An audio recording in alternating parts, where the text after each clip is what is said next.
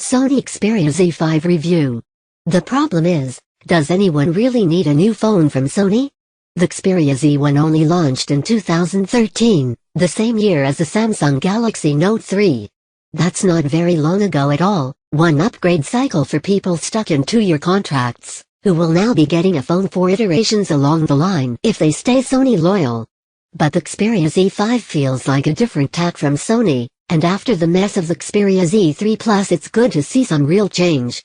Sony has also followed Microsoft's Windows 10 example and skipped a number, for the non-Japanese market at least. The Xperia Z3 Plus was called the Xperia Z4 in Japan, a muddle that the company has now resolved by jumping straight to Z5. While it just launched in the US at $599, it's had a pre-release price drop on Sony's official store. From the original listing of £599, about $1,249, to £549, about $1,144. That may have been a placeholder price, but it seems more likely to be a revision of strategy as it tries to land in a very congested flagship smartphone market. Design. Sony needed to fix up the design of its Xperia Z series, and there have been some big changes this time. It's still angular and glass-backed, but this time it's a frosted material instead of the clear glass we've seen on every iteration since the Xperia Z1. The edges have been rounded off a little more and the placement of the buttons on one edge has been switched. Color choices for the Xperia Z5 are green, black, gold and white, all of which look great, although the gold version is the most refined.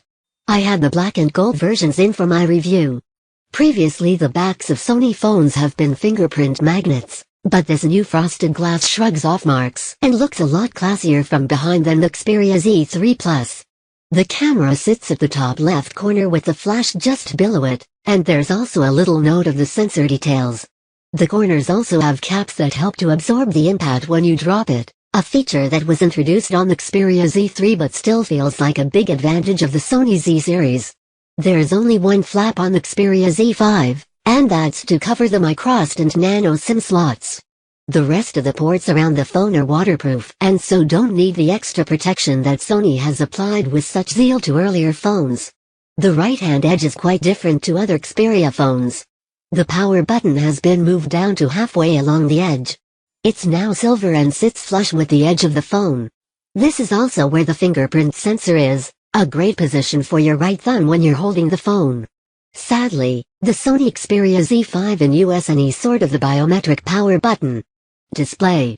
The Xperia Z5 has a 5.2-inch 1080x1920 pixel resolution IPS LCD display with scratch-resistant glass and an oleophobic coating to protect it from damage and grease. It looks even better than previous Xperia handsets. While there will be some who still want to hold out for the ultimate pixel count of the premium, if you're after a phone that looks good without sacrificing battery, the Xperia Z5 is for you. The other thing to note is the size of the screen. For me, the Xperia Z5's 5.2-inch screen is a sweet spot between a large phone for everything I want to do and a phone I can actually hold.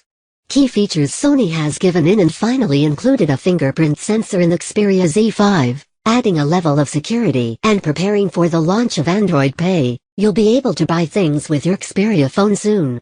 There will be a big push on mobile payments within Android, and Sony wants to future-proof its phone and make it secure. Just don't look for this technology from the humble US version of the phone. Installing a fingerprint sensor makes your purchases more secure than a simple PIN. That easy-to-spot NFC logo will also help with knowing exactly where to tap for Android Pay to work.